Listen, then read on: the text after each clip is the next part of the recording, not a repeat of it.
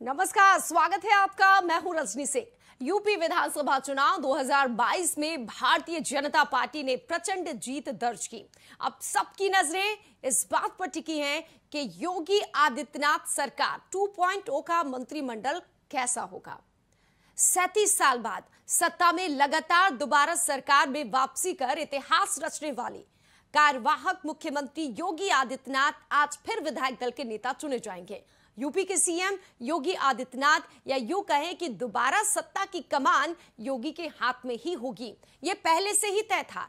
लेकिन इसकी औपचारिक घोषणा केंद्रीय पर्यवेक्षक बनाए गए गृह मंत्री अमित शाह, सह पर्यवेक्षक रघुवर दास और प्रदेश चुनाव प्रभारी धर्मेंद्र प्रधान की मौजूदगी में होने वाली भाजपा विधायक दल की बैठक में होगी। उसके बाद राज्यपाल आनंदीबेन पटेल के समक्ष योगी सरकार बनाने का दावा पेश करेंगे। यूपी में इस बार 3 डिप्टी सीएम बनाए जा सकते हैं। योगी सरकार में करीब 4 दर्जन मंत्रियों को शपथ दिलाई जा सकती है। जानकारी के मुताबिक मंत्रिमंडल का गठन 2024 को ध्यान में रखकर किया जाएगा। योगी सरकार की नई कैबिनेट में महिला, दलित और ओबीसी चेहरों को ज्यादा जगह देने पर जोर होगा।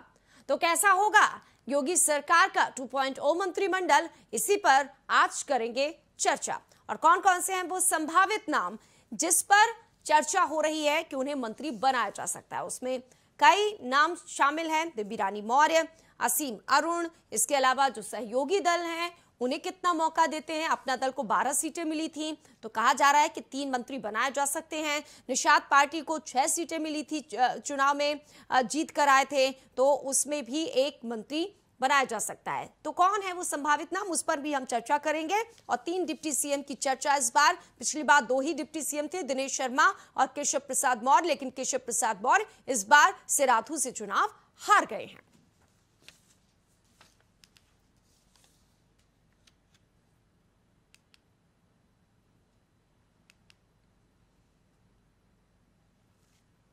तो आज विधायक दल की बैठक है और इस विधायक दल की बैठक में सदन का नेता चुना जाएगा योगी आदित्यनाथ को, यानी लगातार वो दूसरी बार कमान संभालेंगे। तो जब वो दूसरी बार आ रहे हैं, ये तो तय है कि वो सीएम बन रहे हैं, लेकिन डिप्टी सीएम कौन होगा, कौन से वो चेहरे होंगे, किसी जगह मिलेगी। महिलाओं को ज्यादा तवज्जो की बात हो रही है, तो क्या अपर्णा सिंह को मौका मिलेगा? हालांकि चुनाव नहीं उन्होंने जीता है। इसके अलावा बेबी रानी मौर्य, जो कि उत्तराखंड की राज्यपाल पद से इस्तीफा देकर यूपी विधानसभा का चुनाव लड़ने वाली बेबी रानी मौर्य को मंत्री बनाया जा सकता है। और खबरें ये भी है कि डिप्टी सीएम भी बनाया जा सकता है। हालांकि जो फाइनल है वो तो कल ही पता चलेगा कि जो संभावना या जो कयास लगाए जा रहे हैं उनमें से किसे मौका मिला है। असीम अरुण का नाम भी सबसे ज्यादा चर्चा में है। दलित कोटे से असीम अरुण मंत्री बनाए जा सकते हैं। चुनाव से चंद दिन पहले ही असीम अरुण कानपुर के पुलिस कमिश्नर का पद छोड़कर बीजेपी ज्वाइन उन्होंने की थी। वो 9 सदस्य विधायक बने हैं और पुलिस विभाग का लंबा अनुभव है। असीम अरुण के बारे में कहा जाता है कि योगी आदित्यनाथ ने खुद उन्हें चुनाव लड़ने के लिए राजी किया था। यही नहीं, असीम अरुण को मंत्री पद से ज्यादा भी कुछ दिया जा सकता है। तो क्या डिप्टी सीएम बनाया जाएगा, इसकी भी संभावना है। इसके अलावा संजय निषाद का नाम भी शामिल है। निषाद पार्टी के अध्यक्ष हैं। अपना दल के कोटे से 3 मंत्री संभव है। इलाहाबाद पश्चिम से सिद्धार्थनाथ सिंह, नंद गोपाल गुप्ता नंदी इलाहाबाद दक्षिण से हैं विधायक। तो ये जो पुराने चेहरे हैं वो रिपीट किए जा सकते हैं। कई नए चेहरे जो हैं उन्हें मौका दिया जा सकता है। तो इन पर हमारे साथ हमारे मेहमान जुड़ेंगे, उनसे हम इस तमाम जो सवाल हैं उन पर चर्चा करेंगे।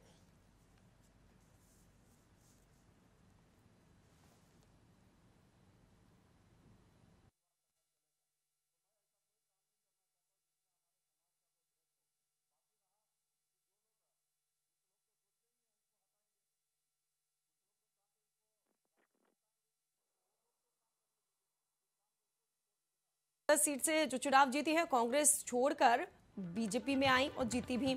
अनिल राजभर का नाम भी है। वाराणसी के शिवपुर से जीते हैं, योगी सरकार में मंत्री रह चुके हैं। तो ये संभावित चेहरे आपको दिखा रहे हैं। इनमें से किनको मौका मिलेगा, ये सबसे ज्यादा देखने वाली बात है। अपर्णा बिष्ट यादव मुलायम सिंह यादव की बहू हैं एंड पहले वो आई यहाँ पर, बीजेपी ज्वाइन की उन्होंने। आशुतोष टंडन का नाम भी है, लखनऊ पूर्व से जीते, योगी सरकार में मंत्री रह चुके हैं। इसके अलावा असीम अरुण का, जैसे मैंने अभी चर्चा की, कन्नौज सदस्य जीत कर आए, पूर्व IPS अधिकारी हैं, तो उन्हें मंत्री बनाया जा सकता है। ब्रजेश पाठक लखनऊ के कैंट से जीते हैं, योगी सरकार में मंत्री रह चुके हैं, तो इनकी संभावना भी है कि योगी सरकार 2.0 में जगह मिल सकती है। दयाशंकर सिंह बलिया की सदर सीट से जीते हैं, यूपी के संभावित मंत्रियों में इनका नाम भी शामिल है। जितिन प्रसाद योगी सरकार में मंत्री रह चुके हैं, यूपी के संभावित मंत्री में एक बार फिर से इन्हें जगह मिल सकती है। कांग्रेस में थे कभी, फिर बीजेपी उन्होंने ज्वाइन कर ली। मोहसिन रजा योगी सरकार में मंत्री रह चुके हैं, तो एक अल्पसंख्यक जो चेहरा है वो भी रहेगा। नंद गोपाल नंदी इलाहाबाद दक्षिण से जीते, योगी सरकार में ये भी उड्डयन मंत्री रह चुके हैं, तो संभावना ये है कि उन्हें मौका मिल सकता है।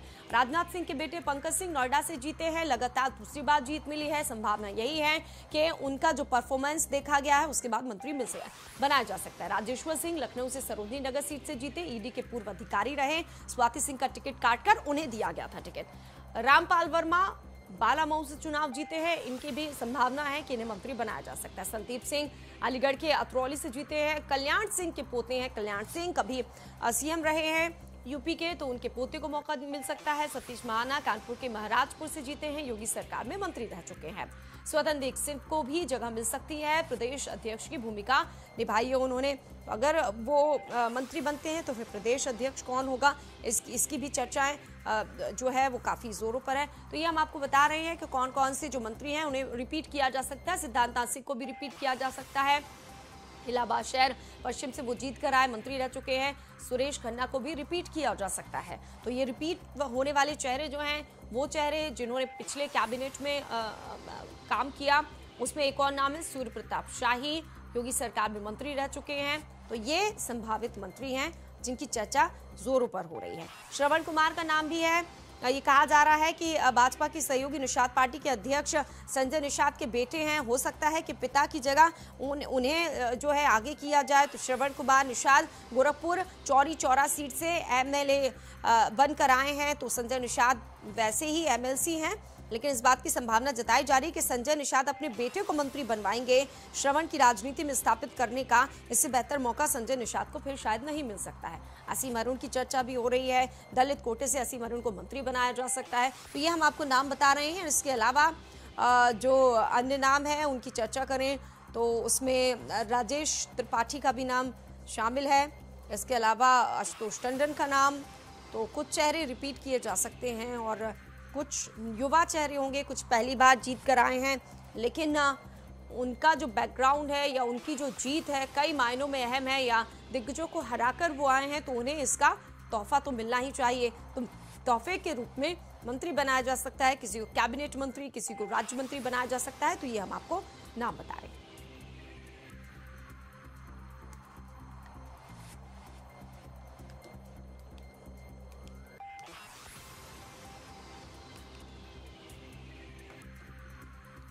दो 2024 को ध्यान में रखते हुए ये मंत्रिमंडल जो है वो गठित किया जाएगा, क्योंकि 2024 में लोकसभा चुनाव हैं। और अगर बात की जाए तो यूपी की सबसे ज़्यादा लोकसभा की सीटें हैं, पिछली बार भी यहाँ की ज़्यादा सीटें मिली थी।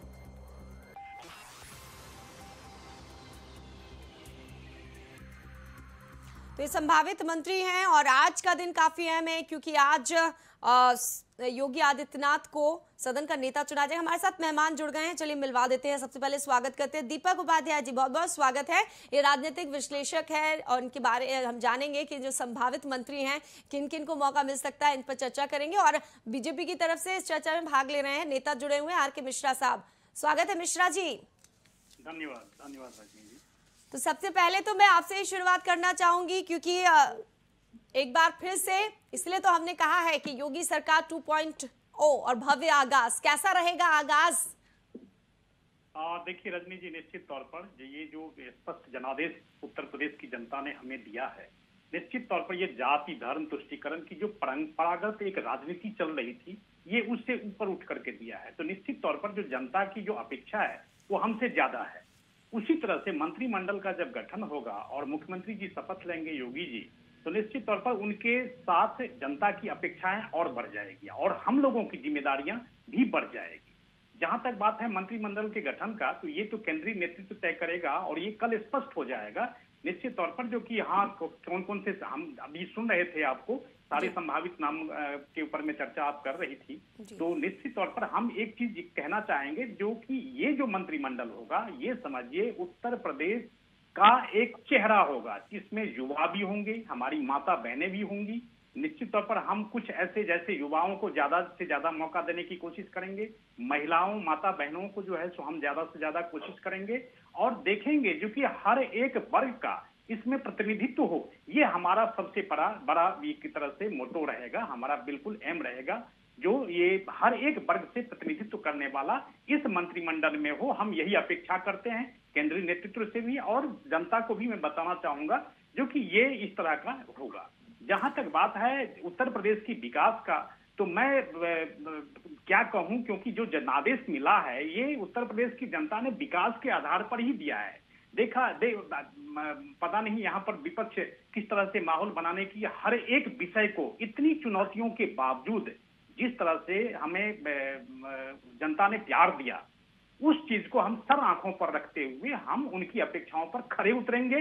ये मुझे भी विश्वास है, हमारे मंत्रिमंडल के जो साथी होंगे उनको भी विश्वास है, और जनता को भी विश्वास है। ये तो आपको करना ही होगा, क्योंकि 2024 के चुनाव है, परफॉर्मेंस के आधार पर ही तो और जो है वो वोट मिलेंगे, और आपका फोकस वहीं पर है, आप इस बात से इनकार नहीं कर सकते हैं। मैं लौटूंगी सर आपके पास। दीपक उपाध्याय जी हमारे साथ हैं।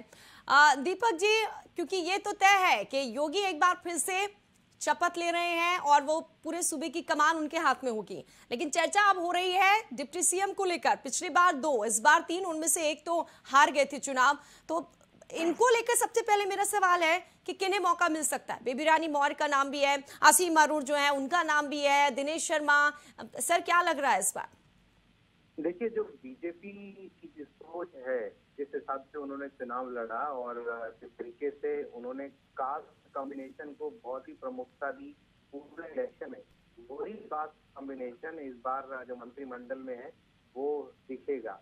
क्योंकि ब्राह्मण शुरू में कहा जा रहा था कि नाराज है, लेकिन बाद में ब्राह्मण चेहरे दिए गए, उनकी वजह से ब्राह्मण का वोट भी मिला। उसी तरह जाट को पहले बोला जा रहा था कि नाराज है बीजेपी से बहुत, लेकिन जाट के वोट भी मिले और जाट बेल्ट में बीजेपी ने खासी सीटें जीती। ऑल दो पिछली बार के जो चुनाव थे उनके मुकाबले कम थी, लेकिन इतना जितना नुकसान बताया जा रहा था उतना नहीं हुआ, क्योंकि बड़ी संख्या में जाट जो कैंडिडेट थे वो उतारे गए।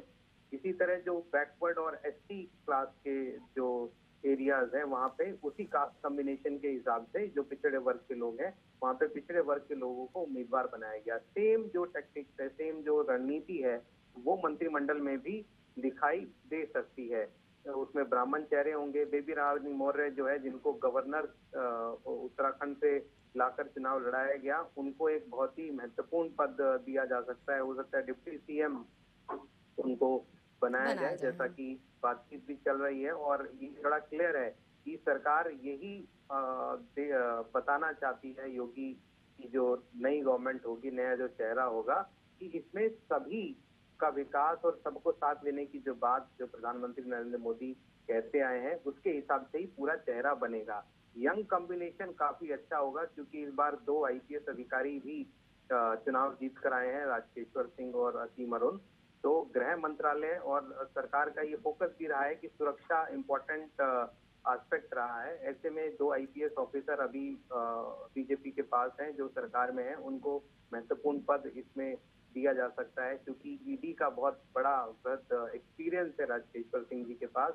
तो इस तरीके से जो जो जो गुंडा तत्व है उनके ऊपर ज्यादा कमान कसी जा सकती है, तो इसीलिए उनको एक महत्वपूर्ण जिम्मेदारी इस सरकार में मिल सकती है। इसी तरह जो पुराने चेहरे हैं, चाहे श्रीकांत शर्मा हो, सिद्धार्थनाथ सिंह हो, इन सबको भी महत्वपूर्ण पद मिलेगा। लेकिन एक जरूरी बात ये है, ब्रजेश पाठक को जरूर ध्यान में रखना चाहिए, जिन्होंने पूरी तरीके से बीजेपी को अपने आप को उसमें कोलैबोरेट कर लिया है। ऐसा कम ही होता है कि बाहर की पार्टी से आया हुआ कोई व्यक्ति इतनी जल्दी पार्टी में ऑब्जर्व हो जाए, लेकिन ब्रजेश पाठक ने ये किया और उन्होंने इसी वजह से उनको इसका इनाम भी मिला। उनको लखनऊ जैसे इंपॉर्टेंट सीट से चुनाव लड़ाया गया, उन्होंने काम भी करके दिखाया। तो लिहाजा ब्रजेश पाठक को भी अच्छी जिम्मेदारी इस सरकार में दी जाएगी। तो कुल मिला के कहा जाए तो बीजेपी का जो फोकस है वही कास्ट कॉम्बिनेशन रहेगा। उस कास्ट कॉम्बिनेशन में हर बार चुनाव में लगातार वो 2014 के बाद से अच्छा परफॉर्मेंस कर रहे हैं, क्योंकि उनका जो ठीक है रणनीति सर। है, उनका जो कैलकुलेशन है वो बहुत अच्छा रहता है। मैं आऊंगी आपके पास आर के मिश्रा साहब, क्योंकि अब धामी सरकार बनने के बाद इस बात को लेकर चर्चा ज्यादा होने लगी है कि जो हारे हैं तो क्या हुआ, क्या उन्हें भी मंत्रिमंडल में जगह दी जाएगी। मेरा इशारा केशव प्रसाद मौर्य की तरफ है, तो क्या ऐसा भी हो सकता है बीजेपी की अब सोच बदल रही, परंपरा बदल रही, पहले हारे हुए को जगह नहीं दी जाती थी, लेकिन अब अगर आप अच्छा कर रहे हैं तो आपको एक बार मौका और मिल सकता है।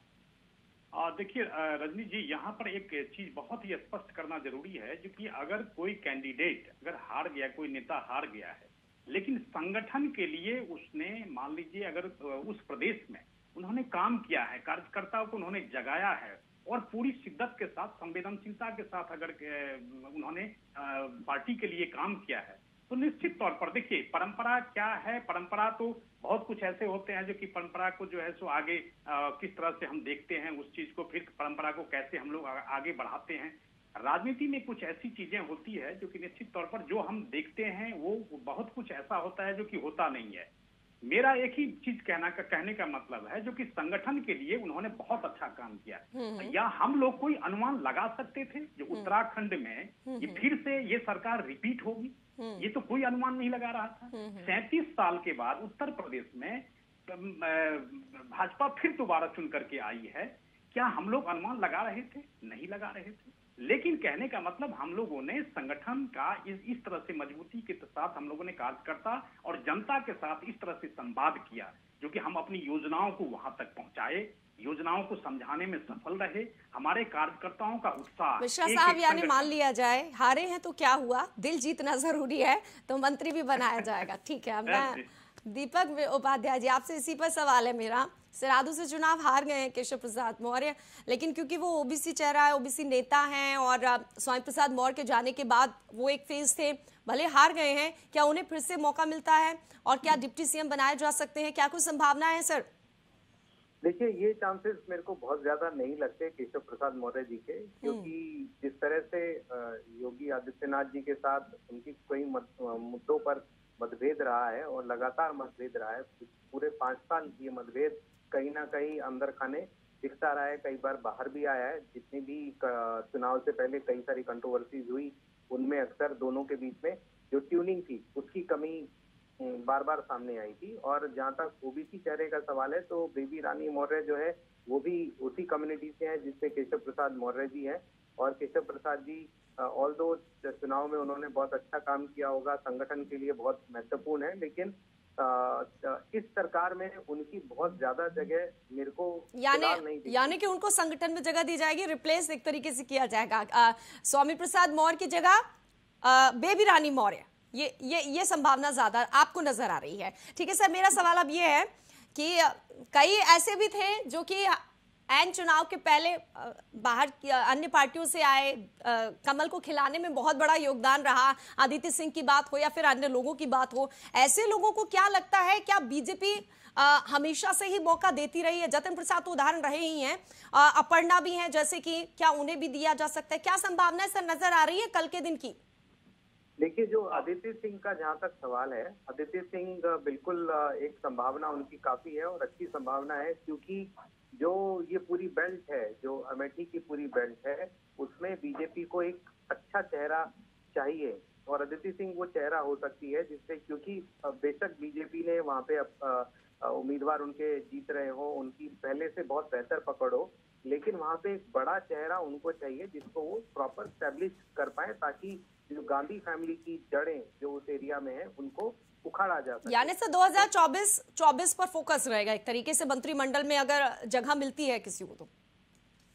जी हाँ, बिल्कुल, मंत्रिमंडल में बिल्कुल उन्हें पूरी संभावना है कि जगह मिलेगी, क्योंकि अंतिम वक्त देखिए दो कारण है इसके। एक तो जो प्रियंका गांधी की जो कार्ड के तौर पर उन्होंने आदित्य सिंह को चुनाव में उतारा, ठीक चुनाव से पहले वो कांग्रेस से बीजेपी में आई और जो नैरेटिव प्रियंका गांधी सेट करने की कोशिश कर रही थी, उसको एक तरह से खारिज कराने के लिए अदिति सिंह को बीजेपी में लाया गया। और देखिए बीजेपी की रणनीति रंग लाई। ठीक है सर, अब मैं थोड़ा सा जल्दी से आके मिश्रा साहब के पास सवाल। मिश्रा साहब, सहयोगियों को कितना साथ लेकर चलने वाले हैं आप लोग? अपना दल हुआ, निषाद पार्टी हुआ, और दूसरा सवाल एक साथ ही कर देती हूँ, जवाब आपको देना है, भाई भतीजावाद कितना नजर आएगा इस बार? आप देखिए, निश्चित तौर पर जो कि जब हम किसी चीज का विरोध करते हैं, जब किसी जैसे परंपरागत जो राजनीति यहाँ पर बहुत सालों से चलती आ रही है कांग्रेसों द्वारा या समाजवादी पार्टी द्वारा, तो इस तरह के परंपरागत जो राजनीति है उससे हम बिल्कुल हट करके काम करेंगे। जहां तक बात है उत्तर प्रदेश का विकास हम लोगों का मेन एजेंडा रहेगा। वहां की जनता को हम कैसे बेहतर से बेहतर जीवन यापन, रोजगार, जो शिक्षा है, स्वास्थ्य है, वो सारा चीज देने की हम भरपूर कोशिश करेंगे। इस बार जो 2O की जहां तक बात कर रहे हैं, योगी O2 की जब बात करते हैं, निश्चित तौर पर जो 5 साल पहले जहां पर हमने वहां 2022 में जहां पर हम लोगों ने ये किया था, 2022 से फिर हम वो स्टार्ट करेंगे। क्योंकि देखिए, कोई भी चीज विकास जो है निरंतर प्रयास करने की चीज है, निरंतर उसके ऊपर में काम करने की चीज है, जो हम इस चीज को आगे बढ़ाते रहेंगे और जनता की अपेक्षा के ऊपर में हम खरे उतरेंगे। जिस तरह से उन्होंने हमें जिम्मेदारी दी है, उस जिम्मेदारी का पूर्ण रूप से निर्वहन करते हुए हम उस जिम्मेदारी को बिल्कुल बखूबी निभाएं। मिश्रा साहब ने तो सवालों का जवाब ही नहीं दिया। ठीक है, दीपक उपाध्याय जी, आप भाई भतीजावाद कह लीजिए, लेकिन कई बार ये भी डिफाइन किया जाता है कि भाई ऐसा नहीं है। अगर पंकज सिंह को मौका दिया जाता है, ये मत देखिए कि उनके पिता, ये देखिए कि वो लगातार जीत रहे हैं, या फिर अन्य चेहरे हैं जैसे कि संजय निषाद के बेटे श्रवण कुमार की भी खबरें हैं कि शायद उन्हें भी संभावना है कि उन्हें भी मौका मिल जाए। तो ये संभावना कितनी नजर आ रही है? देखिए, जो संजय निषाद के बेटे जो है श्रवण कुमार, उनकी संभावना तो बहुत ज्यादा है, क्योंकि जिस तरह के कॉम्बिनेशन में बीजेपी ने चुनाव लड़ा था, उसमें ये बात बड़ी क्लियर थी कि अगर चुनाव जीतते हैं और निषाद पार्टी के लोग भी जीतते हैं, तो उनको कम से कम एक मंत्री पद मिलेगा। तो वो मंत्री पद उनको संजय निषाद या उनके बेटे को जरूर मिलेगा। ठीक है सर। जहाँ तक पंकज सिंह का सवाल है, इसको लेकर मुझे एक डाउट ये है कि पिता के नाम की वजह से हो सकता है कि अगर पंकज सिंह ने बहुत अच्छा काम भी किया हो संगठन के लिए। अब देखते हैं किसे मिलता है मौका। बहुत बहुत शुक्रिया दीपक उपाध्याय जी चर्चा करने के लिए, आर के मिश्रा साहब इस चर्चा में भाग लेने के लिए। तो तमाम अहम खबरें आप लगातार देखते रहिए। फिलहाल इस खास पेशकश में इतना ही।